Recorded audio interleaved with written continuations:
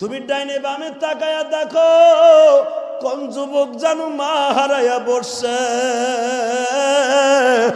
কোন যুবতী জানো মা হারাইয়া বসছে, কোন মা বোনের জানো বাবা নাই গো। দুনিয়ায় সবচাইতে বড় বন্ধুর নাম হলো বাবা। জিব্রাইল আসিয়া কয়, ও মুসা, যেই কারণে আজকে দোয়া বন্ধ ছিল, ওই ব্যক্তির কারণেই দোয়া কবুল হয়ে যাবে। এ মুসা, ওই লোককে উঠাইও না, ওই লোকটার কারণে আজকে দোয়া কবুল হয়ে যাবে।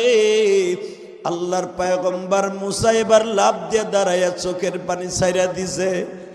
তুমি কয়ে গো, 5 মিনিট আগে তোমার কারণে দোয়ার দরজা বন্ধ ছিল, মাত্র 10 মিনিট পরে তোমার দরজা তোমার কারণে খুলিয়া গেল।